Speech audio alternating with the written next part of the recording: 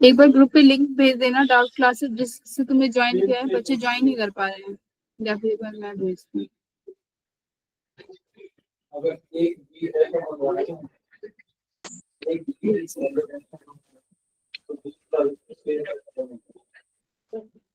पुराने लिंक से ज्वाइन हो रहा है ना?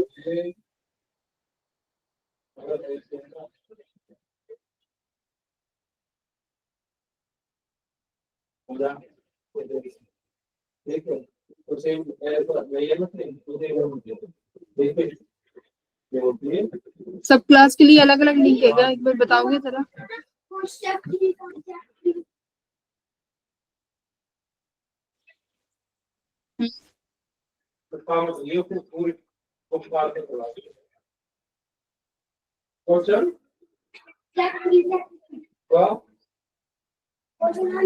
डिफरेंट लिंक है क्या, बताओगे कि नहीं? 2% लगा लो, टू अपॉन 170।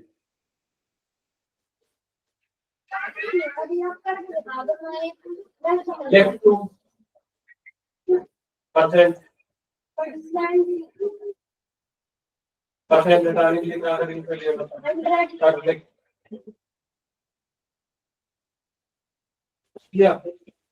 अब देख ऑफ है 70, ऑफ 70 तो मल्टीप्लाई 70।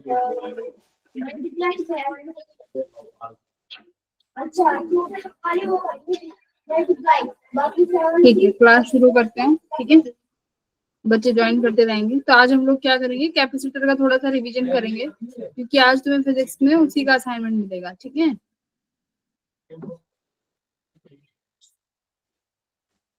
क्लास स्टार्ट करते हैं।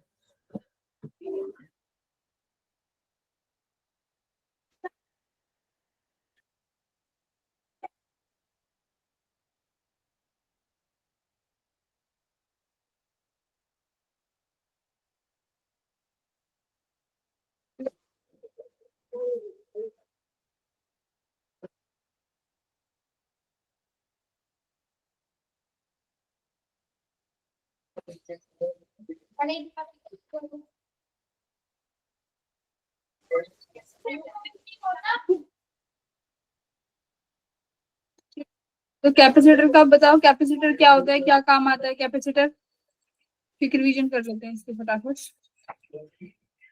बैटरी के तो इलेक्ट्रिसिटी होती है, उसे स्टोर करने के काम आता है। ठीक है, उसको स्टोर करने के काम आता है। गुड।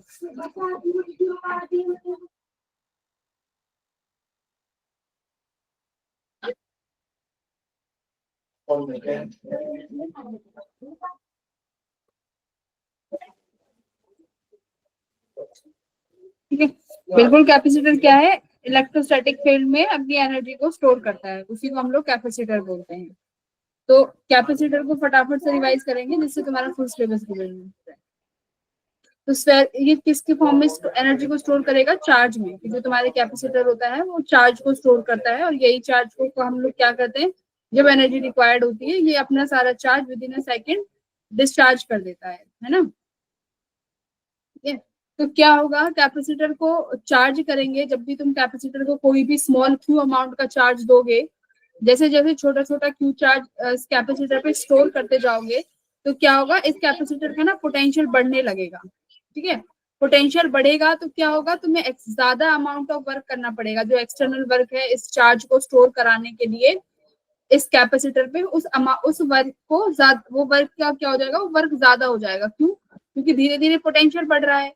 तो क्या होता है, एक लिमिट होती है कि जब तक हम एक अमाउंट का चार्ज इस कैपेसिटर पे स्टोर कर सकते हैं, क्योंकि उससे ज्यादा अगर पोटेंशियल ज्यादा हो जाएगा तो हम लोग चार्ज को नहीं स्टोर कर पाएंगे, है ना? तो कैपेसिटर में बहुत तरीके हैं कि हम लोग चार्ज को कैसे बढ़ा सके, क्योंकि एट द एंड हमें कैपेसिटर बनाया ही इसलिए क्योंकि हम ज्यादा से ज्यादा चार्ज स्टोर कर सकें।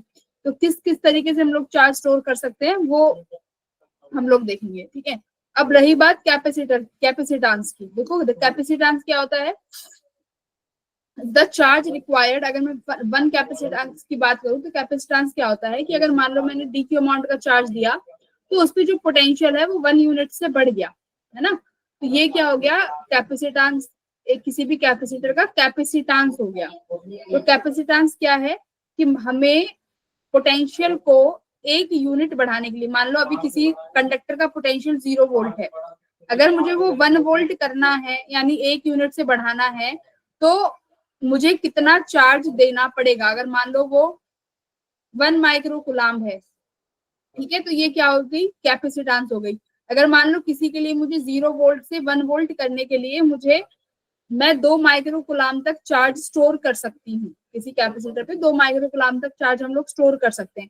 इसका मतलब क्या है, उस कैपेसिटर का कैपेसिटी ज्यादा है। कैपेसिटी मतलब कैपेसिटेंस ज्यादा है। क्यों? क्योंकि मैं ज्यादा से ज्यादा अमाउंट ऑफ चार्ज स्टोर कर पा रही हूँ, है ना, एक यूनिट को बढ़ाने के लिए। तो देखा जाए तो कौन सा कैपेसिटेंस ज्यादा बेटर है, जिस पर ज्यादा चार्ज स्टोर हुआ, 2 माइक्रो कूलाम। ये कैपेसिटेंस इसको बताता है, कैपेसिटी को अगर बोले तो ये कैपेसिटी बताता है कि कितना चार्ज स्टोर कर सकता है कंडक्टर। कैपेसिटेंस क्या है, स्केलर क्वांटिटी है। यूनिट क्या होती है, एसआई यूनिट इसकी फेरेड, है ना। 1 फेराड क्या होता है, 1 कूलम वोल्ट की, 1 वोल्ट को बढ़ाने पर आपने कितना कूलम, 1 कूलम चार्ज स्टोर किया। तो 1 फेराड देखो कितनी बड़ी यूनिट है। 1 फेराड क्या कह रहा है, the capacitance of a conductor for which 1 coulomb charge increases the potential by 1 volt। यानी 1 कूलम चार्ज जो है वो हमारे कैपेसिटर का जो पोटेंशियल है उसको 1 वोल्ट से बढ़ा देगा। तब हम उस यूनिट को क्या बोलेंगे, उस कैपेसिटेंस को क्या बोलेंगे, 1 फेराड। ठीक है, तो फेराड बहुत बड़ी यूनिट है, वेरी लार्ज यूनिट है।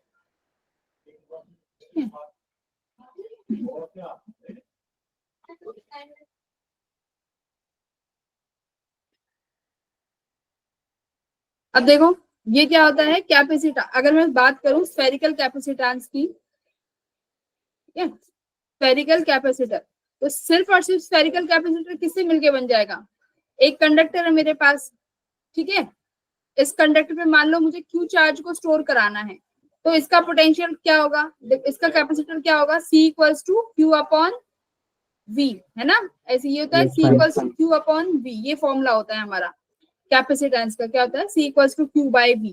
तो अब इसका पोटेंशियल, इसका चार्ज अगर मुझे क्यू स्टोर कराना है, और इसका पोटेंशियल कैसे लिख सकते हैं हम लोग किसी भी स्फीयर का, के क्यू बाई आर, के क्यू बाई आर।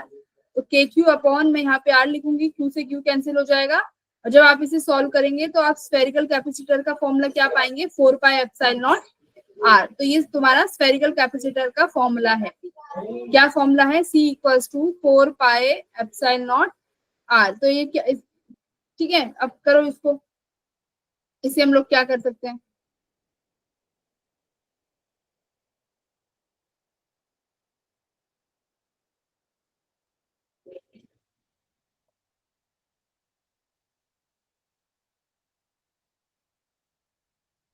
आपके पास रेडियस है, 4 पाई एप्सिलॉन नॉट की वैल्यू है, कैपेसिटेंस हम इजीली निकाल सकते हैं, निकाल लेंगे। आगे बढ़ते हैं, रिवीजन करनी है, ठीक है।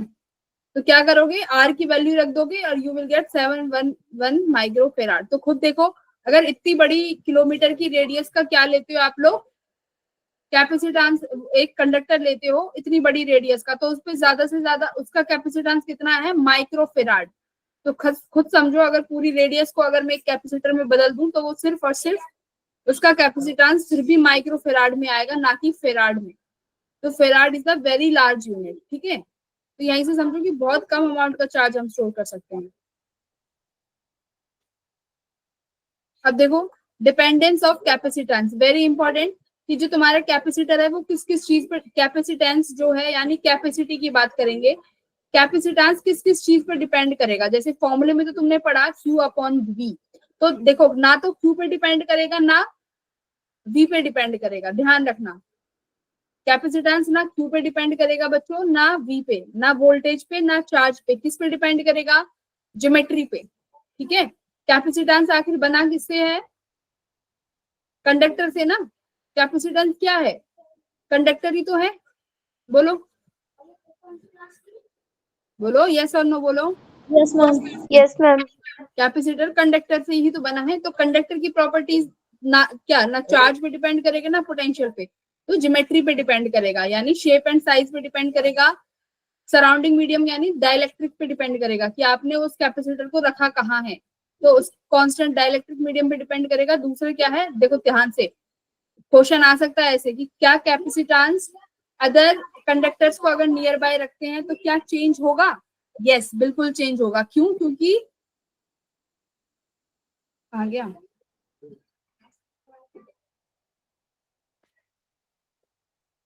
Yes, the presence of other conductors, उससे हमें इफेक्ट पड़ेगा, तो कैपेसिटेंस उस पर डिपेंड करेगा। ठीक है, ये वैल्यू ध्यान रखना।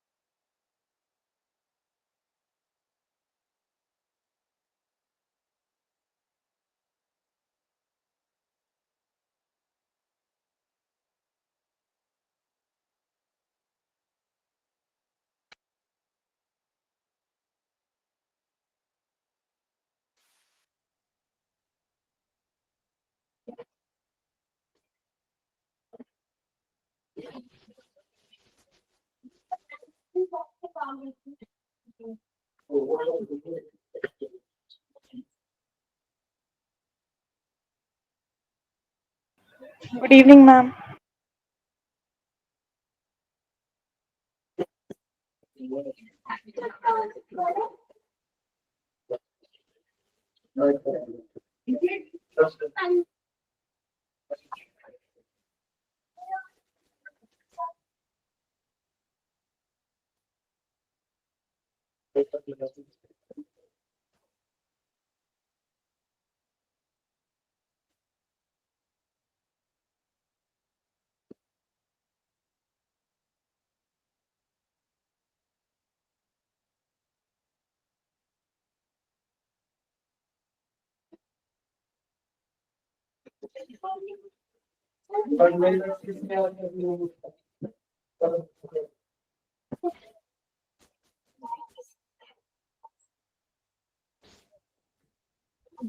दिक्कत है।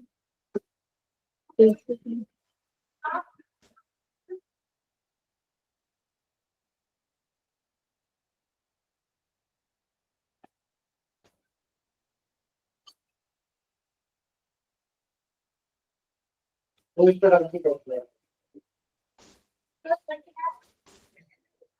कौन सा पड़ा है देखो?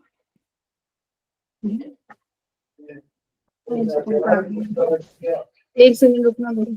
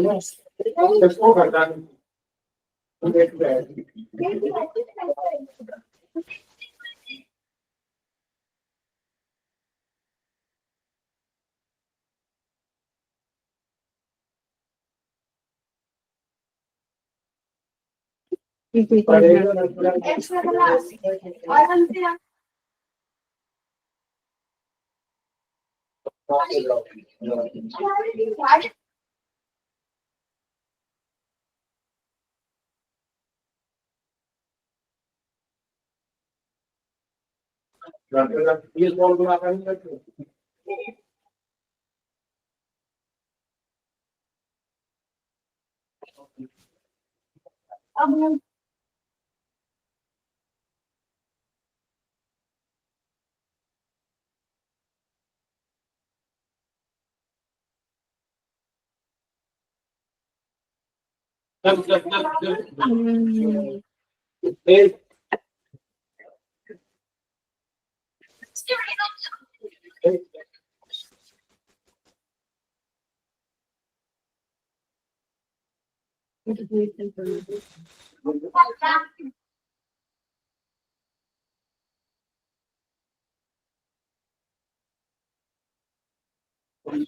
एक सेकंड रुक जाओ, जस्ट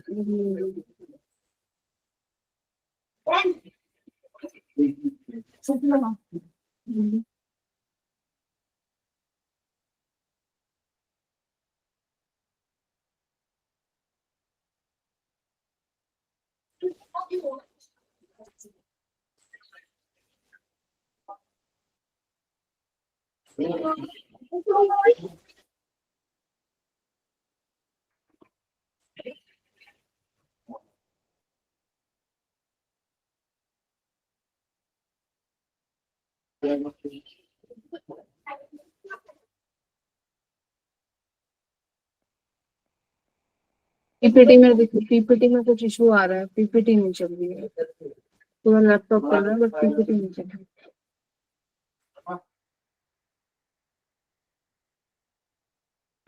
लेकिन यहाँ विजिबल है।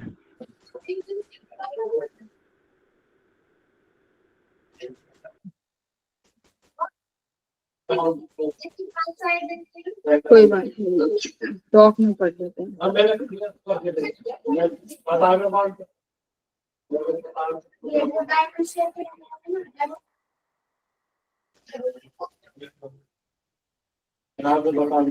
देखो जाना मत कोई भी, एक बस 1 मिनट टॉक में पढ़ लेंगे, पीपीटी तो नहीं चल रही।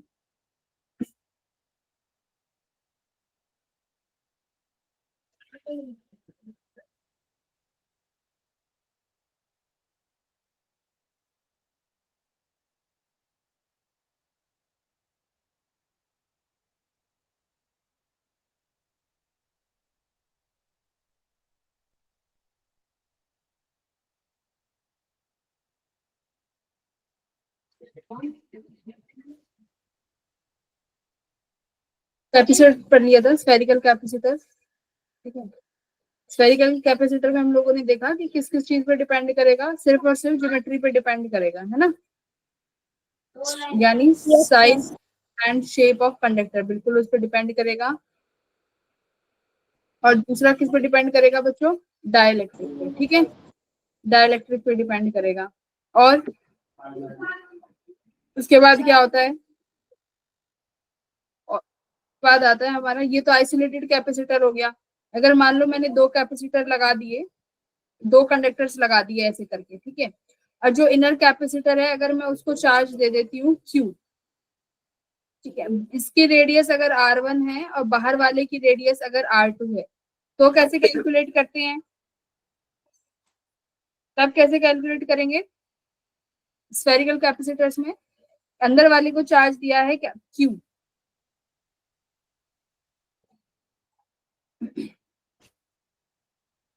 कैसे करेंगे, पोटेंशियल लिखेंगे, इस पे Q चार्ज आएगा, यहाँ पर मान लो इसको पूरे पे प्लस Q चार्ज दिया है, अब क्या हो जाएगा, चार्ज पूरे पे यहाँ पे चार्ज आ जाएगा, ठीक है। अब इसका पोटेंशियल लिख लेंगे, तो कैपेसिटर क्या होता है Q upon V, total charge तो तब भी हमारे पास क्या रहेगा Q, बट दो स्फीयर है, स्फीयर 1 और स्फीयर 2, इनका पोटेंशियल लिखेंगे। अगर इस पे Q चार्ज है तो इस वाले पे कौन सा चार्ज आ जाएगा अंदर की तरफ, देखो माइनस Q चार्ज, ठीक है, इधर आ गया माइनस Q चार्ज।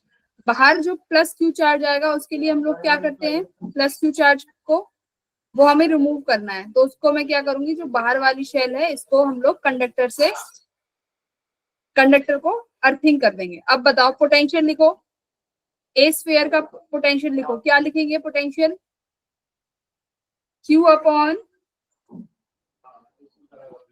के Q अपॉन R1 माइनस के Q अपॉन R2, है ना, यही लिखेंगे ना। अब इसका पोटेंशियल बताओ कितना आएगा,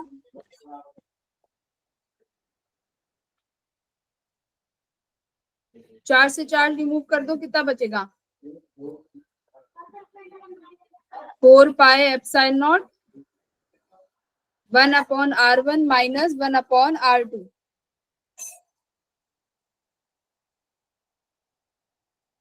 ये R2 हो गया,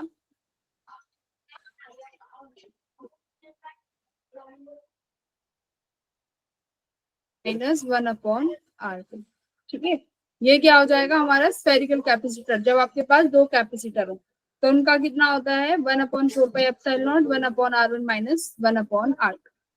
तो पोटेंशियल लिख लो दोनों सरफेस के अलग अलग, तो एक पोटेंशियल के पास अगर Q चार्ज है तो कितना हो गया के क्यू बाय जिसकी रेडियस R1 है, ठीक है।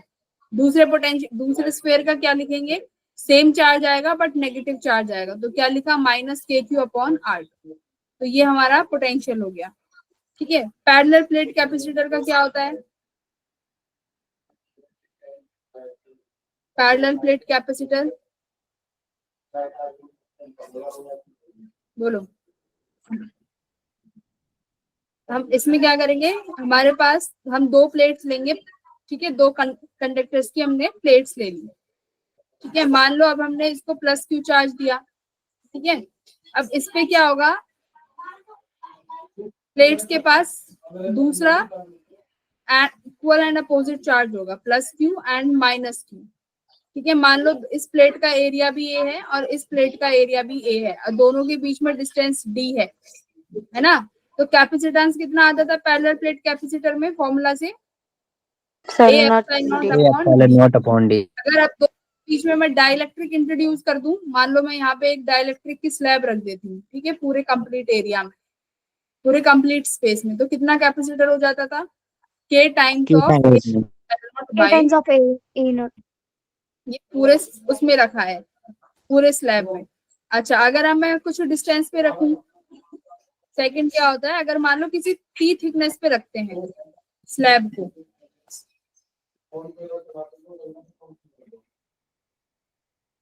है ना, मान लो मैं यहाँ पे रख देते हैं, है ना। अब क्या करते हैं, बस एक किसी छोटी सी T थिकनेस पे रखते हैं डाइलेक्ट्रिक, ठीक है, इस पे हमने T थिकनेस पे डाइलेक्ट्रिक रखा K, इसकी पूरी थिकनेस तो हमारे पास कितनी है D है। अभी कैपेसिटर किसके बराबर होगा, A epsilon naught upon D minus बताओ D minus T plus T by K. T by K.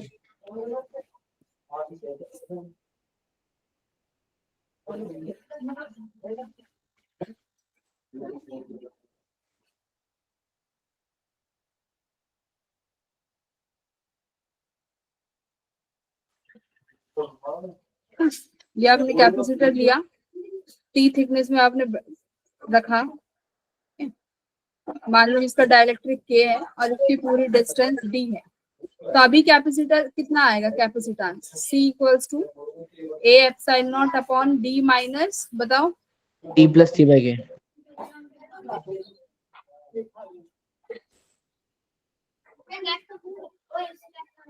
किसी टी थिकनेस के लिए डी माइनस टी अपॉन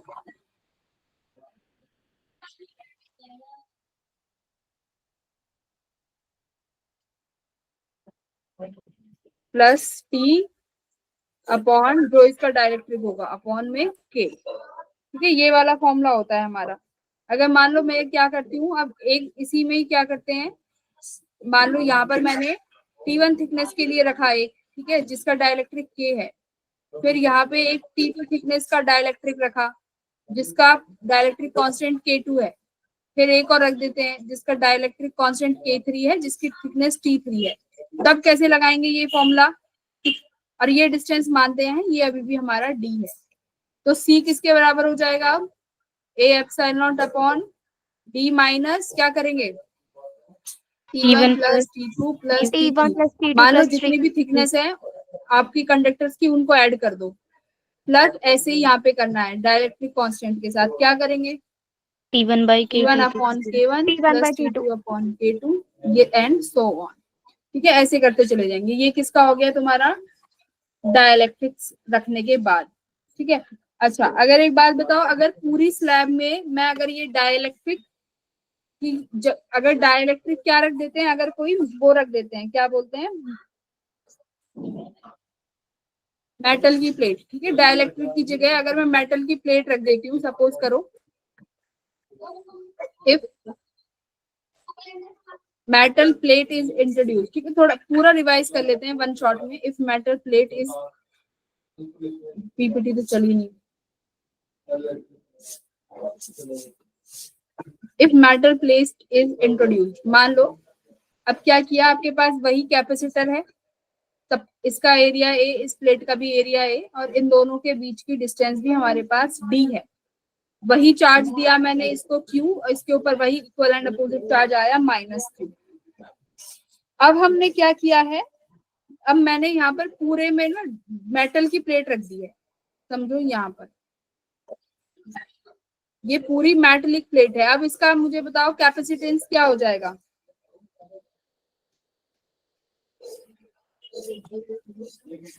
हाँ मेटल की प्लेट है ये, ए एप्सिलॉन नॉट के बाई डी। आवाज नहीं आ रही,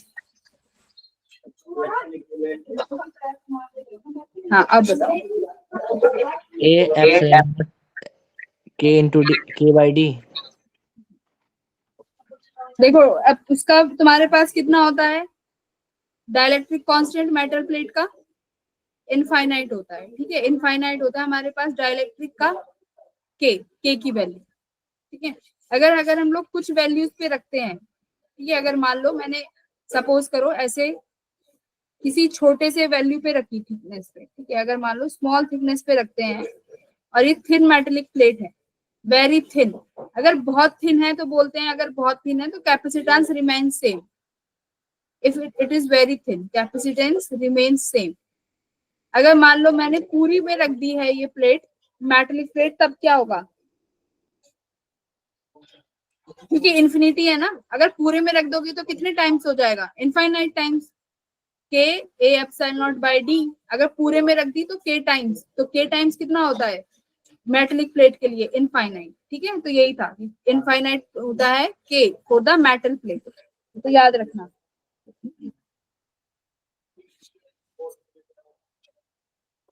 तो के कितना हो जाएगा आपका, इन्फिनिटी हो जाएगा, सॉरी के इन्फिनिटी है तो कैपेसिटेंस भी तुम्हारा वो हो जाएगा, इनफाइनाइट टाइम्स इंक्रीज हो जाएगा।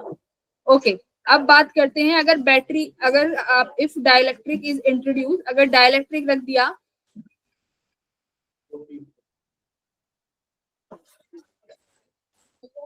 चेंजेस, क्या चेंज आएंगे हमारी पोटेंशियल पे, इलेक्ट्रिक फील्ड में और पोटेंशियल एनर्जी पे, क्या क्या चेंजेस आएंगे? ठीक है, एक बार वो डिस्कस कर लेते हैं, बहुत कंफ्यूजन होती है बच्चों को। अब इस केस में हमारे पास दो केस बनते हैं। एक बार क्या करते हैं, मान लो तुम्हारे पास कैपेसिटर की प्लेट है, आपने यहाँ पर डाइलेक्ट्रिक इंट्रोड्यूस कर दिया के, जिसका कांस्टेंट के है। अब आपने क्या किया, बैटरी के साथ इसको लगा रहने दिया, आपने बैटरी को नहीं हटाया। अगर बैटरी लग रही है तो बैटरी रिमेन्स कनेक्टेड है। अब क्या क्या चीजों पे क्या क्या फर्क पड़ेगा, बैटरी लगी हुई है। अब एक चीज ये सोचो, डाइलेक्ट्रिक रखने से हो क्या रहा है, डाइलेक्ट्रिक रखने से क्या बढ़ रहा है हमारा, कैपेसिटेंस बढ़ा के टाइम्स। क्यों बढ़ा के टाइम्स कैपेसिटेंस? क्योंकि चार्ज करने की एबिलिटी बढ़ गई, क्योंकि चार्ज जो होगा वो ज्यादा स्टोर कर पा रहा होगा कुछ, है ना, यही हो रहा होगा। तो अब अगर पहली मैं बात करूं कि अगर बैटरी रिमेन्स कनेक्टेड, डाइलेक्ट्रिक रखा, ठीक है, डाइलेक्ट्रिक रखने के बाद अब क्या करते हैं, बैटरी को लगे दे रहे हैं, लगे रहने दे रहे हैं, हम लोग बैटरी नहीं हटाते हैं। तो सबसे पहले हमें बताओ कि कैपेसिटेंस क्या होगा, इंक्रीज और decrease? Increase. Very good, capacitance तो बढ़ेगा ही बढ़ेगा। दूसरी बात, चार्ज की बात करते हैं, चार्ज के साथ क्या होगा,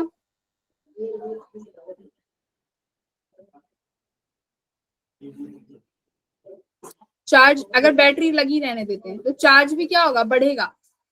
ठीक है, चार्ज इंक्रीज हो जाएगा स्टूडेंट, कितने टाइम, जितना तुम्हारा डाइलेक्ट्रिक कांस्टेंट है, यानी इंक्रीजेस के टाइम्स, तो चार्ज हमारा बढ़ जाएगा, क्योंकि अब बैटरी तो लगी रहेगी, तो चार्ज क्या रहेगा, अगर क्योंकि तुम्हारे पास बैटरी क्या कर रही है, पोटेंशियल है, इलेक्ट्रॉन्स को क्या कर रही है, यहाँ से वहां उठा के फेंक रही है। बैटरी का काम क्या है, बैटरी तो कैपेसिटर को चार्ज करेगी, बैटरी तो चार्ज करेगी, कैपेसिटर तो डिस्चार्ज है, बैटरी को चार्ज, कैपेसिटर को चार्ज कौन करेगा, बैटरी।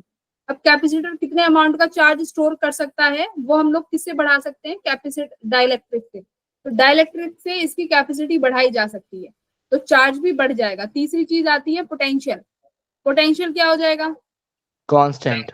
हाँ, अब बैटरी कनेक्टेड है, अब बैटरी अगर V वोल्ट की है तो बैटरी इतना पोटेंशियल तो मेंटेन करके ही रखेगी, है ना, जितने वोल्ट की बैटरी है उतना पोटेंशियल तो मेंटेन रहेगा। तो पोटेंशियल पे कोई फर्क नहीं पड़ेगा, potential will remain constant. Very good. Electric field का बताओ, वो भी constant. क्यों? क्योंकि पोटेंशियल कांस्टेंट है और E equals to V by d होता है. हाँ, E होता है हमारा V बाई डी, तो पोटेंशियल कांस्टेंट, तो इलेक्ट्रिक फील्ड भी remains constant. Very good, electric field constant. पांचवा, और क्या होती है, एनर्जी, पोटेंशियल एनर्जी। इस पे अभी हम थोड़ा आएंगे डिटेल में, एनर्जी को डिस्कस करेंगे। पोटेंशियल एनर्जी क्या रहेगी, बढ़ेगी कि घटेगी? Increase. अब देखो, एनर्जी के फॉर्मूले होते हैं, half C V square q square by 2c, है ना।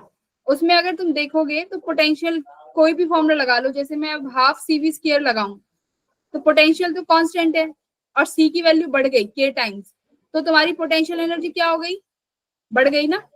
तो पोटेंशियल एनर्जी क्या हो गई, इंक्रीजेज हो गई। ठीक है, पोटेंशियल एनर्जी इंक्रीजेज।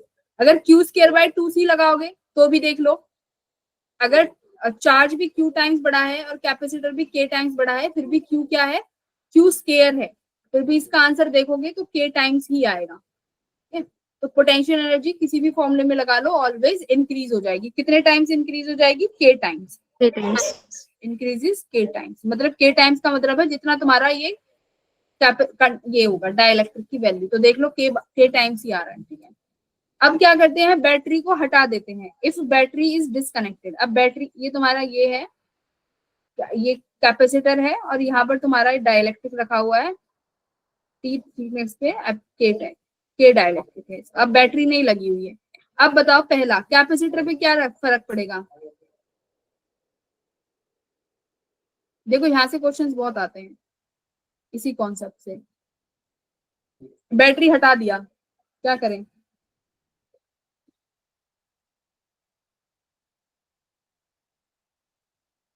कैपेसिटर,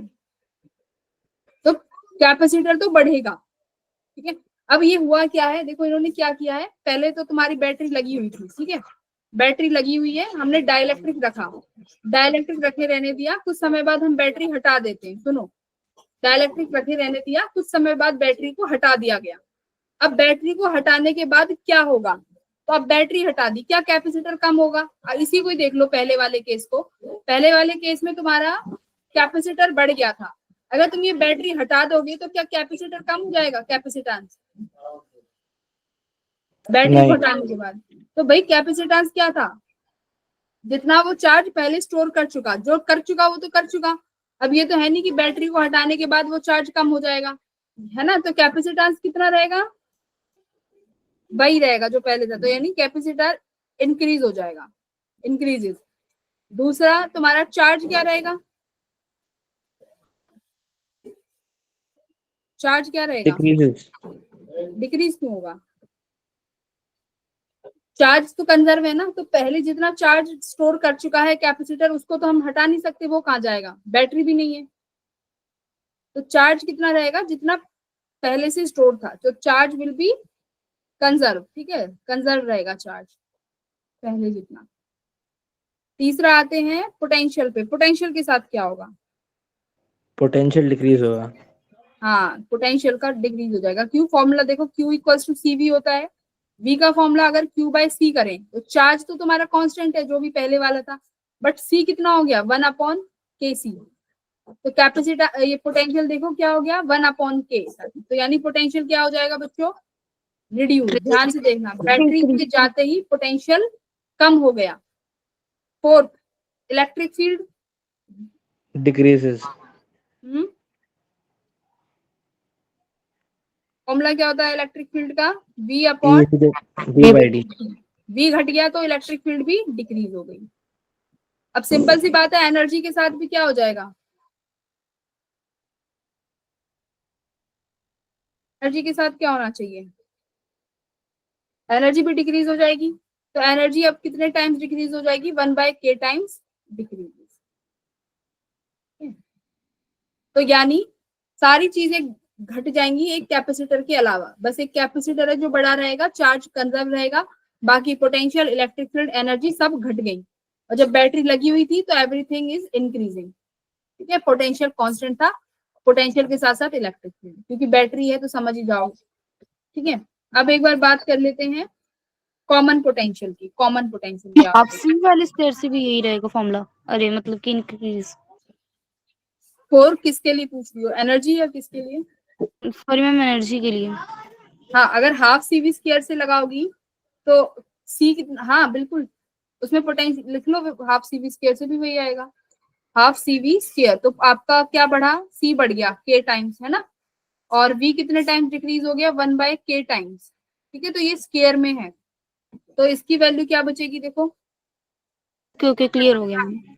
ठीक है, तो एक के आ जाएगा, तो ये अभी भी 1/k 1/2 सी वी स्क्वायर आएगा, तो न्यू एनर्जी जो है वो 1/k टाइम्स घट गई। अब बात करते हैं कॉमन पोटेंशियल की, सारे टॉपिक कवर करके देखेंगे। कॉमन पोटेंशियल, कॉमन पोटेंशियल क्या होता है, कॉमन पोटेंशियल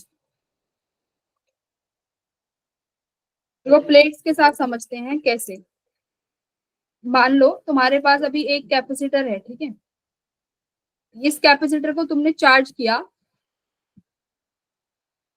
क्यू से, मतलब क्यू चार्ज इस पे स्टोर हो गया, इसका पोटेंशियल मान लो, इसके पास पोटेंशियल आ गया V1, ठीक है, इसकी ये प्लेट पॉजिटिव, ये प्लेट नेगेटिव, ये एक कैपेसिटर है, इसका कैपेसिटेंस मान लेते हैं C1 है।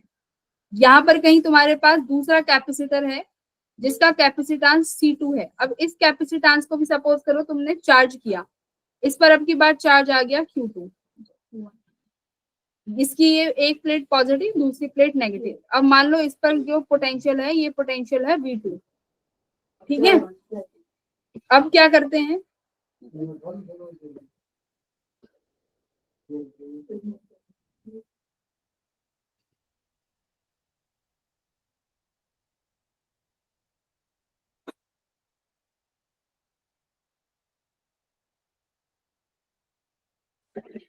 ठीक है, अब क्या करते हैं, अब हमारे पास दो तरीके हैं इन कैपेसिटर्स को कनेक्ट करने के। अब मैं बोल रही हूँ, मैं इन दो कैपेसिटर्स को कनेक्ट करना चाहती हूँ। ठीक है, कैसे कनेक्ट कर सकते हैं, ये C1, ठीक है, ध्यान से देखना, ये C2। अब देखो, या तो मैं इसकी पॉजिटिव प्लेट को पॉजिटिव से जोड़ सकती हूँ, इस कैपेसिटर की नेगेटिव प्लेट को नेगेटिव से जोड़ सकती हूँ, है ना। ये मैंने इनको जोड़ दिया। अब देखो, दोनों का पोटेंशियल अलग अलग है, इसके पास पोटेंशियल V1 है, इसके पास पोटेंशियल V2 है। अब तुमने इन दोनों कैपेसिटर को एक साथ जोड़ा, तो मुझे बताओ क्या इनके पोटेंशियल, क्या करंट दोबारा से सर्किट में रीफ्लो होगा, दोबारा से कुछ चीजें चेंज होंगी कि नहीं होंगी, है ना। देखो, दो तरीके हैं, इसको इसको कॉमन पोटेंशियल क्या होता है कि कैपेसिटर है दो अलग अलग तुमने चार्ज किए अलग अलग पोटेंशियल से। अब तुमने वो दो कैपेसिटर साथ में जोड़ दिए। अब दो तरीके हैं, एक तो तुमने पॉजिटिव प्लेट को पॉजिटिव के साथ रखा, नेगेटिव को नेगेटिव के साथ, ये पहला केस रखते हैं। तो अभी क्या क्या क्या पोटेंशियल चेंज होगा कि नहीं होगा, बताओ। बिल्कुल होगा ना, क्योंकि दोनों के पास अभी पोटेंशियल अलग अलग है। तो दोबारा से चार्ज फ्लो होगा, कब तक चार्ज फ्लो होगा बताओ, कब तक जब तक चार्ज सेम फ्लो हो होगा, जाए। पोटेंशियल से ना हो जाए। दोबारा से चार्ज, हाँ, तो सर्किट में क्या होगा, दोबारा से चार्ज जो होगा रीफ्लो होगा, दोबारा से चार्ज फ्लो होगा। क्यों, क्योंकि वो चाहेगा कि दोनों जब पोटेंशियल सेम हो जाए, अगर पोटेंशियल सेम नहीं होगा तो चार्ज तो फ्लो करता रहेगा और जैसे ही दोनों कैपेसिटर का पोटेंशियल बराबर हुआ, चार्ज फ्लो होना स्टॉप हो जाएगा, मतलब कैपेसिटर दोबारा से चार्ज या डिस्चार्ज कुछ तो होंगे। तो अभी क्या होगा, मान लो ये कैपेसिटर था, कैपेसिटेंस सेम रहेगा C1, ये कोई चेंज नहीं होगा, ठीक है, इनकी वैल्यू सेम रहेंगी। C2 ये भी चेंज रहेगी, ये चेंज नहीं होगी। पोटेंशियल चेंज हो जाएगा, आफ्टर क्या होगा, कुछ समय बाद यहाँ पर जो पोटेंशियल हो जाएगा उसे हम बोलेंगे V कॉमन, यहाँ का जो पोटेंशियल होगा वो भी V कॉमन हो जाएगा। ठीक है, अब ये V कॉमन निकालते कैसे हैं, सबसे एक ही वैल्यू याद रखो, चार्ज कंजर्व करके। चार्ज क्यों कंजर्व करेंगे, क्योंकि देखो मैंने एक्सटर्नल बैटरी नहीं लगाई, कुछ एक्सटर्नल हेल्प लिया है। सुनो, देखो C1 के पास जो पहले चार्ज था, अगर मैं तुम्हें यहाँ पे दिखाऊं फॉर्मूला, यहाँ देखो, इनिशियली देखो जरा, इस कैपेसिटर के पास कितना चार्ज था initially by formula, Q1 equals to बच्चों C1 V1, है ना। और इसके पास क्या कितना चार्ज था, Q2 equals to C2 V2, है ना। अब तुमने जब इन दोनों को साथ में कनेक्ट किया तो टोटल चार्ज तो Q1 प्लस Q2 ही रहेगा, बोलो हाँ कि ना, है ना। Yes, ma'am. अब मान लो नया चार्ज बोलते हैं, पहले कैपेसिटर पे कुछ नया चार्ज Q1 डैश आया, दूसरे पे नया चार्ज Q2 डैश आया, नहीं मालूम कितना कितना आया। Q1 कितना है C1 V1, Q2 मान लेते हैं C2 V2। Q1 डैश नहीं पता, बट C का और फॉर्मूला पता है, C1 सेम रहेगा, V कॉमन हो जाएगा, प्लस C2 V कॉमन, ठीक है। तो ये तुम्हारा फॉर्मूला आ गया V कॉमन का, C1 V1 plus C2 V2 upon C1 plus C2। बच्चों ये फॉर्मूला किसका है, हमारा V कॉमन, यानी ये पोटेंशियल क्या रहेगा, कॉमन रहेगा, कॉमन पोटेंशियल। पहली चीज चार्ज निकालना आ गया और कॉमन पोटेंशियल निकालना आ गया। अब और क्या निकाल सकते हैं,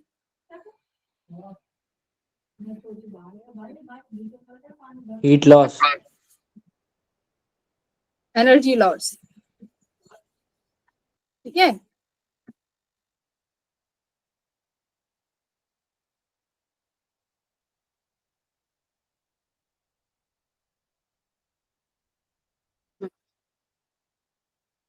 चार्ज निकाल लिया, अब हम लोग निकालते हैं वी कॉमन कितना आ गया था, C1 V1 plus C2 V2 upon क्या था, C1 C1 plus C2, V common. अब दूसरी चीज और क्या निकाल सकते हैं, हीट लॉस या एनर्जी लॉस, है ना।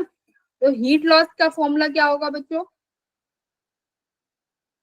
इस केस में 1/2 डायरेक्ट याद कर लो, C1 C2 upon C1 plus C2 V1 minus V2 square, ठीक है।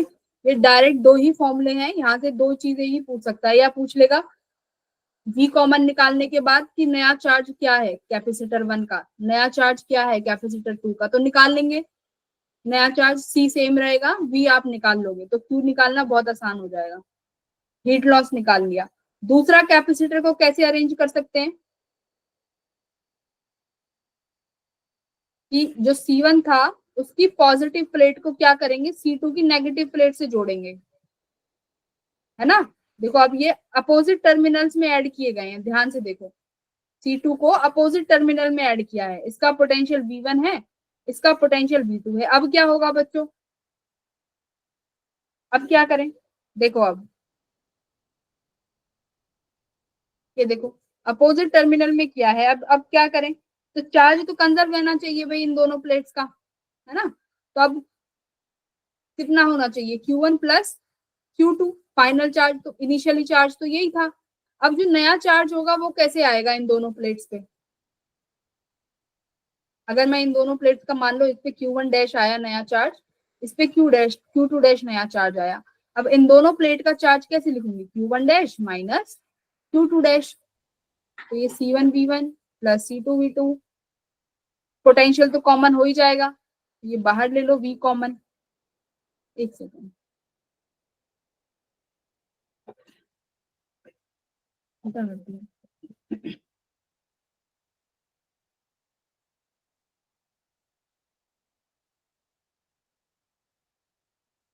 ना चार्ज को चार्ज क्या रखना है, हमें कांस्टेंट रखना है। तो अब क्या करें, अगर अपोजिट टर्मिनल्स है तो पॉजिटिव को अगर नेगेटिव से जोड़ दिया,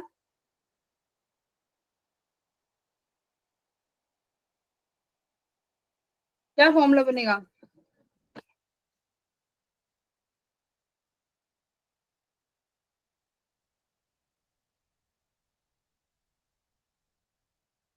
चार्ज कंजर्व करो,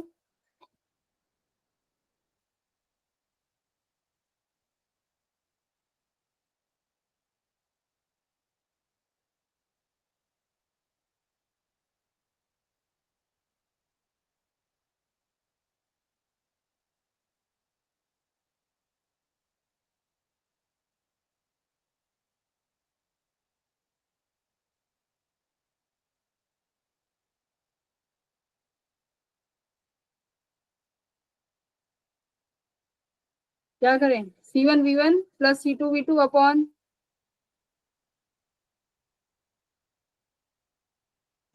मैम पहले वाले फॉर्मूले की जगह में प्लस की जगह माइनस हो जाएगा बस। तो ये हो जाएगा C1V1 minus C2V2 upon C1 plus C2, और ये क्या हो जाएगा तुम्हारा V कॉमन। सिमिलरली हम लोग हीट लॉस का निकाल लेंगे, हीट लॉस में क्या हो जाएगा, जो ऊपर वाला फॉर्मूला यहाँ पे माइनस है, ये फॉर्मूला किस में चेंज हो जाएगा, ये माइनस पॉजिटिव में चेंज हो जाएगा हीट लॉस में, ठीक है। तो जब अपोजिट टर्मिनल्स हो तो याद रखना ये चार्जेस आपके माइनस हो जाएंगे, और हीट लॉस में भी जो ये पोटेंशियल है ये पॉजिटिव हो जाएगा। तो हीट लॉस का फॉर्मूला लिख लो, 1/2 C1 C2 upon C1 plus C2 V1 plus V2 का होल स्क्वायर। अब ये पोटेंशियल तुम्हारा प्लस में हो जाएगा, बस इतना ही चेंज आएगा दोनों में अलग अलग चार्जेस के साथ।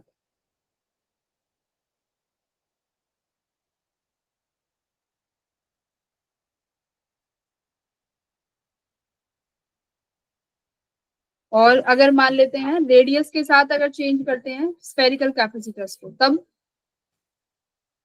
देखो अब क्या है, आपके पास दो कैपेसिटर हैं, इसकी मानो रेडियस R1 है, इसकी कैपेसिटर हमारे इसकी रेडियस R2 है, दो स्फेरिकल कैपेसिटर हैं, कंडक्टर भी हो सकते हैं, दो कंडक्टर मान लो इसके पास इनिशियली चार्ज Q1 था, इसके पास इनिशियली चार्ज Q2 था।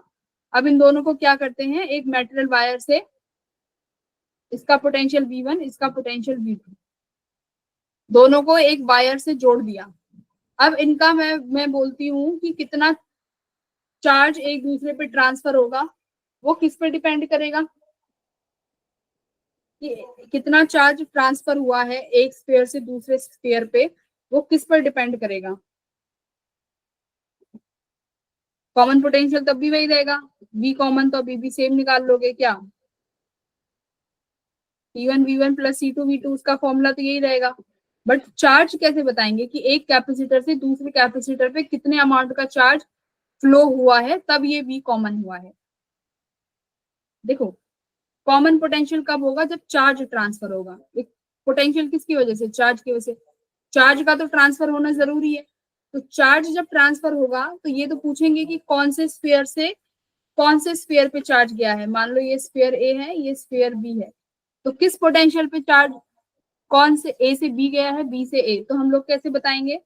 पहले तो ये पता होना चाहिए कि किस पे डिपेंड करेगा चार्ज ट्रांसफर। तो देखो, मान लो आफ्टर चार्ज ट्रांसफर इस पे नया चार्ज आया Q1 dash, after charge transfer इस पे चार्ज आया Q2 डैश। तो Q1 डैश बच्चों किस पे डिपेंड करेगा? रेडियस पे। इसकी इनिशियल रेडियस अगर R1 है, R1 पॉन टोटल रेडियस कितनी हो जाएगी? इसकी R1 उसकी R2, तो R1 plus R2 multiply by total charge और initial charge multiply by total charge Q total. ठीक है, तो ये Q1 डैश पे नया चार्ज होगा। अब खुद देखो, अगर मान लो ये कितना था, मैं बोलती हूँ, ये था मेरा 10 गुलाम, ये था 5 गुलाम। ठीक है, अब अगर ये वैल्यू बच्चों 6 गुलाम आती है तो इसका मतलब क्या है? चार्ज ट्रांसफर हुआ है कि ऐड हो गया?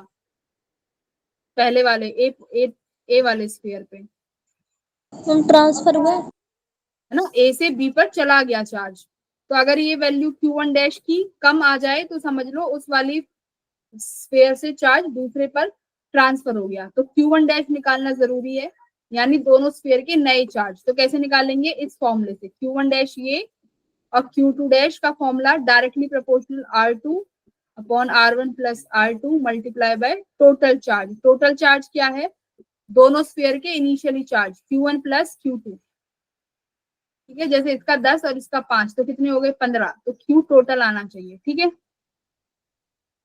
देख लो, अब फॉर्मूला याद कर लो, डायरेक्टली प्रोपोर्शनल रहेगा R1 के और R2 के।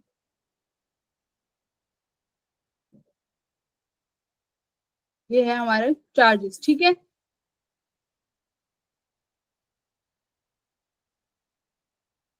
बोलो पोटेंशियल समझ आया? कॉमन पोटेंशियल कैसे निकालेंगे, नया चार्ज कैसे निकालेंगे? यस मैम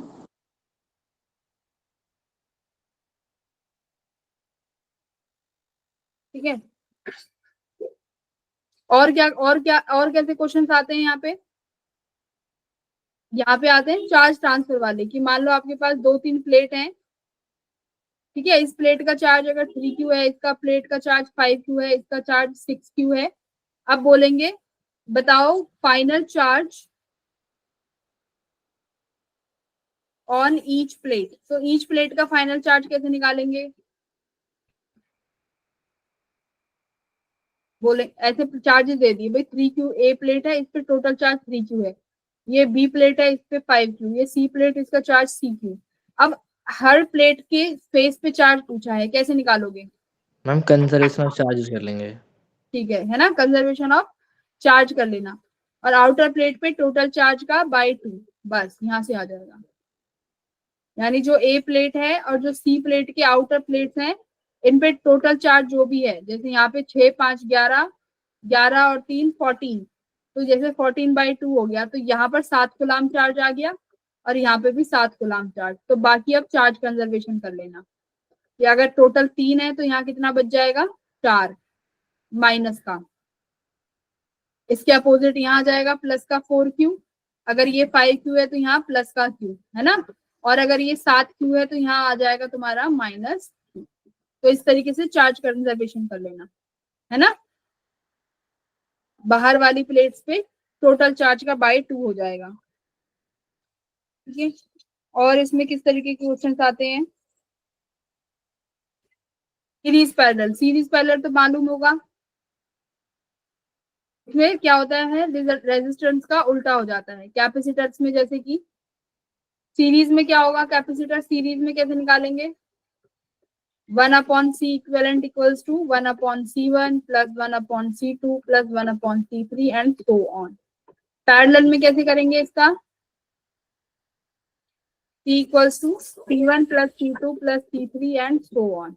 तो कैपेसिटर का इक्विवेलेंट कैसे निकालेंगे? इस तरीके से। ठीक है,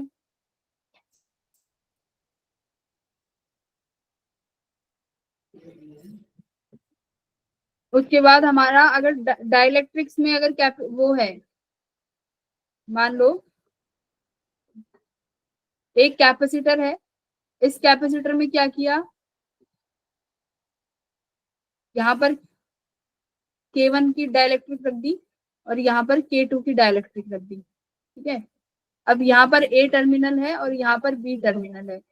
अब इनके सीरीज पैरेलल बहुत आते हैं, तो इसमें कैसे देखते हैं सीरीज पैरेलल? तो देखो, पैरेलल का मतलब ही होता है पोटेंशियल सेम, कॉमन पोटेंशियल, मतलब ए और बी दोनों कॉमन पोटेंशियल से जुड़े होने चाहिए।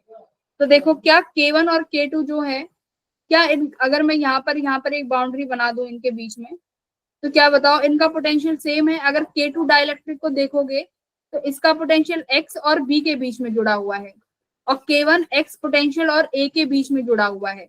तो ये किस में होने चाहिए? ये वाला सिस्टम किस में होना चाहिए? सीरीज में या पैरेलल में? सीरीज सीरीज में, है ना। तो सीरीज में जुड़ा हुआ ना चाहिए, क्योंकि अगर पैरेलल में होता तो कॉमन पोटेंशियल होता। हमेशा इनको क्वेश्चन को सॉल्व करने के यही तरीके हैं कि जैसे यहाँ पे ये तुम्हारा नया कैपेसिटर शुरू हो रहा है, तो मैंने यहाँ पे एक नया ये बनाया टर्मिनल, तो इस टर्मिनल का पोटेंशियल कुछ भी लेट करो। अब देखो ये वाला जो कैपेसिटर है और ये जो कैपेसिटेंस है, ये दोनों कैपेसिटेंस के बीच का पोटेंशियल अलग अलग है, तो they should be in series. तो ये हम लोग सीरीज में करेंगे। दूसरा, अगर जैसे ही मान लो अगर इसको उल्टा कर देते हैं, ये हमारी पैरेलल प्लेट है, इसको अब मैं कैपेसिटेंस को ऐसे रखती हूँ, यहाँ पर K1 का रखा, यहाँ पर K2 का रखा, ये टर्मिनल A, ये बैटरी का टर्मिनल B। अब जरा करो, ये अब यहाँ पर ये है, यहाँ पर अब इस प्लेट का पोटेंशियल देखो, इस प्लेट का पोटेंशियल A है और अभी भी इस प्लेट का पोटेंशियल B है। तो दो प्लेट्स के पोटेंशियल अभी भी क्या है? सेम है, कॉमन पोटेंशियल। Parallel combination. तो ये अभी ये कैसे कॉम्बिनेशन हो जाएंगे? हमारे पैरेलल कॉम्बिनेशन।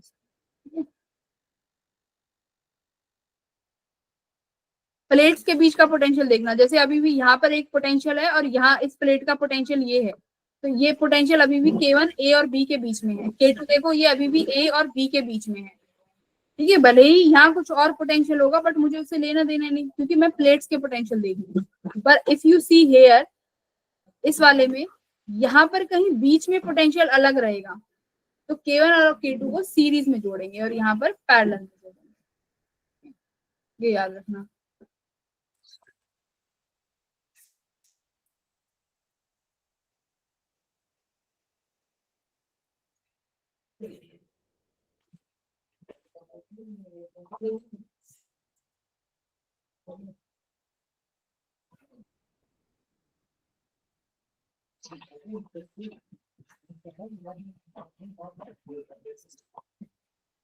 ठीक है, और यहाँ पे जो सबसे इंपॉर्टेंट क्वेश्चन होते हैं पैरेलल प्लेट के, वो क्वेश्चन होते हैं कुछ इस तरीके से, ये वाले क्वेश्चन।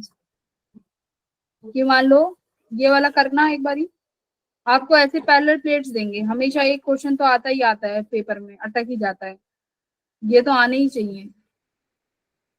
ठीक है, ये रहा, इसको पोटेंशियल P से जोड़ा और इस वाले को पोटेंशियल Q से जोड़ा, तो कैसे करेंगे? तो पहले तो प्लेट्स को नाम दे दो, जैसे ये एक प्लेट, ये दूसरी, ये तीसरी प्लेट, ये चौथी, ये पांचवी। अच्छा, इंटीरियर से देना स्टार्ट करेंगे, इसका पोटेंशियल निकालो।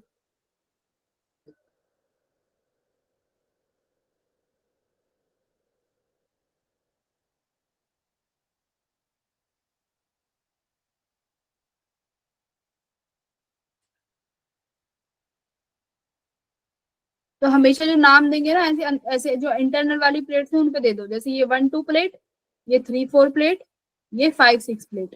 तो एक कैपेसिटर को बनाने के लिए 2 प्लेट चाहिए, तो ये कितने कैपेसिटर है मेरे पास? 3 कैपेसिटर है ना, क्योंकि 6 प्लेट है, तो 6 प्लेट मतलब 3 कैपेसिटर तो चाहिए ही चाहिए। अब देखो कैसे बनाए, कैसे बनाओगे ऐसे सवालों को? अगर मैं पहली, अब पोटेंशियल P पे बनाते हैं कि मेरा ये P टर्मिनल है, P टर्मिनल से कौन कौन सी प्लेट जुड़ी हुई है? P टर्मिनल से सेकंड प्लेट जुड़ी हुई है, ठीक है, और सेकंड प्लेट के साथ जोड़ दी। अब देखो वन प्लेट किस किस के साथ जुड़ी हुई है, ठीक है, कॉम्बिनेशन क्या बनेंगे, 1 2, दूसरी प्लेट 3 के साथ जुड़ेगी, है ना, इस तरीके से। तो पहली प्लेट दूसरी के साथ जुड़ी। अब फिफ्थ प्लेट, फर्स्ट प्लेट जुड़ी हुई है फोर्थ के साथ, फर्स्ट प्लेट को फोर्थ के साथ जोड़ो। अब देखो फोर्थ प्लेट किसके साथ जुड़ी हुई है, 3 के साथ, यानी 3 कॉमन है 2 और 3 का, यानी ये यहाँ पर आएगा 3 प्लेट, और फोर्थ यहाँ आएगी। अब ये ऐसे जुड़ेंगे फिर, इस तरीके से कुछ, तभी बन पाया है, नहीं तो पॉसिबल ही नहीं होता, क्योंकि 2 और 3 दोनों पी से जुड़े हुए हैं, तो मैंने ऐसे जोड़ दिए। अब क्या बना, फोर्थ को फर्स्ट से जोड़ना है, तो फोर्थ को फर्स्ट पे हम ऐसे जोड़ पाएंगे, नहीं तो नहीं जोड़ पाएंगे। 2 कैपेसिटर तो हो गए, अब कौन से कैपेसिटर बचे, फिफ्थ और सिक्स्थ। और सिक्स्थ प्लेट किससे जुड़ी हुई है, Q टर्मिनल से, तो बस हो गया। आंसर बताओ कितना आ रहा है एक फिफ्थ का, इस क्वेश्चन का, मैं चेक कर लेती हूँ। हम्म,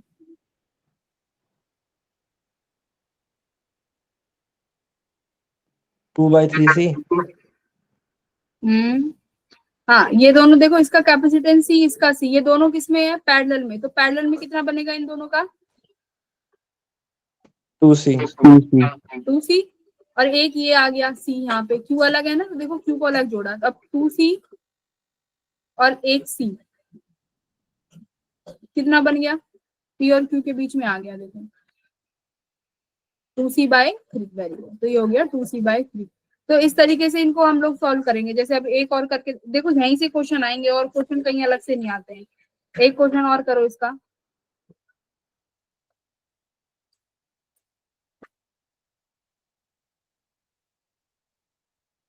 इससे करना, पी टर्मिनल, केवीएल केसीएल इसलिए नहीं कराया क्योंकि वो तो करंट इलेक्ट्रिसिटी में तुम लोगों ने कर दिया होगा, नहीं किया है तो हम लोग डाउट वाली क्लास में कर लेंगे। करो इसको, इसका बताओ, ये पी और क्यू है, तो 1 2 3 4 5। तो देखो जो 2 और 3 प्लेट है ना, इनको ऐसे देखो, 2 और 3 प्लेट पी से जुड़ी हुई है, तो मतलब पी टर्मिनल से इसको ऐसे बनाओगे तुम, एक प्लेट यहाँ है, दूसरी, तीसरी भी यहीं जाएगी, क्योंकि जब भी तो कॉमन पोटेंशियल हो पाएंगे। अब देखो दूसरी 1 से जुड़ी हुई है, तो दूसरी को 1 से जोड़ दिया, तीसरी किससे जुड़ी हुई है,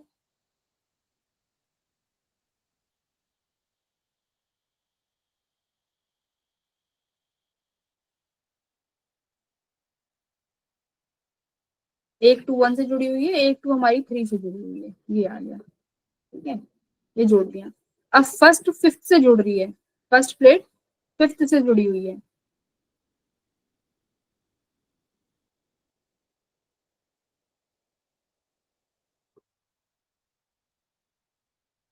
करो।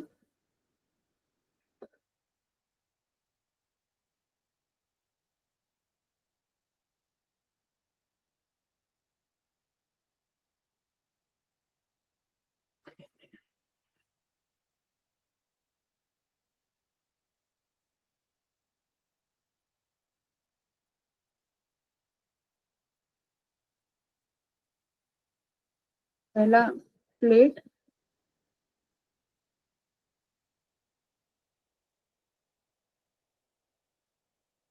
हाँ 5 6 है,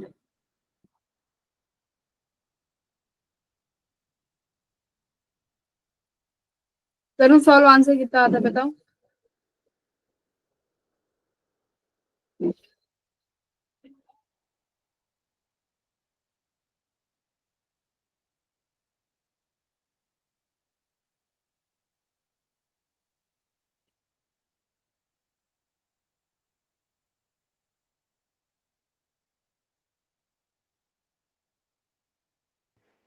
मैम 3C/2 आंसर। एक सेकेंड,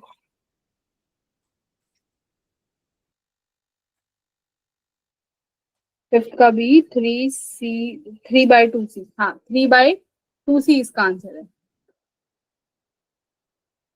इसका आंसर कितना है 3/2C।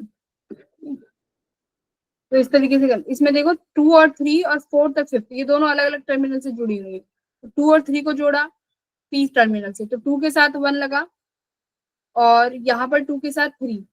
अब क्या करें आगे जाके, अब देखो 3 जो है 4 से जुड़ेगा, बट 4 का जो टर्मिनल है अगर मैं यहाँ पे देखूं वो अलग टर्मिनल से जुड़ा हुआ है Q से।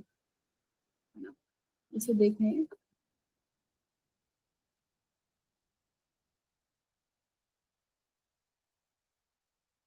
देखोगे तो ये ऐसे कुछ बनेगा।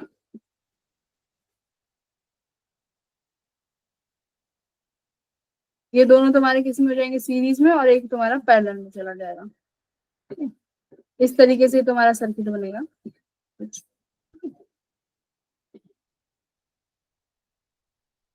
आंसर क्या आ जाएगा, दोनों सीरीज में हो जाएंगे, ये C/2 और ये C, इन दोनों को क्या कर दो C + C/2। तो आंसर कितना हो जाएगा 3/2।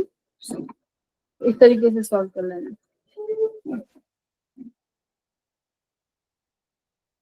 और इसमें और कौन से, मेनली तो डाइलेक्ट्रिक वाले क्वेश्चन आते हैं और ये पैरेलल प्लेट वाले कैपेसिटर के क्वेश्चन आते हैं यहाँ से, तो इनको तो करके जाना। मैम वेरिएबल डायरेक्ट्रिक वाले भी आते हैं। कैसे वेरिएबल वाले बताओ। मैम जो इंटीग्रेट करना पड़ता है जिसमें। हाँ वेरिएबल्स वाले मेंस में, हाँ मैम। जैसे कि कोई क्वेश्चन भेजो भाई अभी तो फिलहाल, कभी कुछ करो। किस चीज में इंटीग्रेट करना पड़ता है, क्या निकालने के लिए,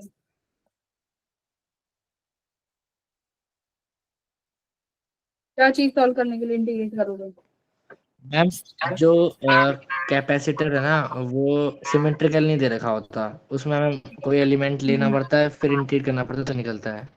हाँ तो उसमें dx की कोई वैल्यू लेके निकालनी होती है ना, जैसे C = A/0/d फॉर्मूला है, ऐसे ही बोल रहे हो कि उसमें जो है सिमेट्रिक नहीं होता तो उसमें dx करके निकालते हैं। ठीक है, अभी मेरे पास ऐसा कोई रेफरेंस नहीं है क्वेश्चन का कुछ नहीं। ठीक है, तो कोई बात नहीं, अगली क्लास में हम लोग PYQ में अगर कोई ऐसा क्वेश्चन होगा तो उसमें हम लोग डिस्कस कर लेंगे। तो फॉर्मूले रिवाइज के लिए थी ये क्लास, फॉर्मूले रिवाइज हो चुके हैं, अब क्वेश्चन लगाने में कोई प्रॉब्लम नहीं आएगी एज मच। तो अब जाओ आराम से जाके अपने क्वेश्चंस लगाओ। ठीक है, 4 वाले बच्चों नेक्स्ट क्लास में हम लोग फोटो इलेक्ट्रिक इफेक्ट पढ़ेंगे, तो क्लास में आ जाना, नया चैप्टर शुरू करेंगे।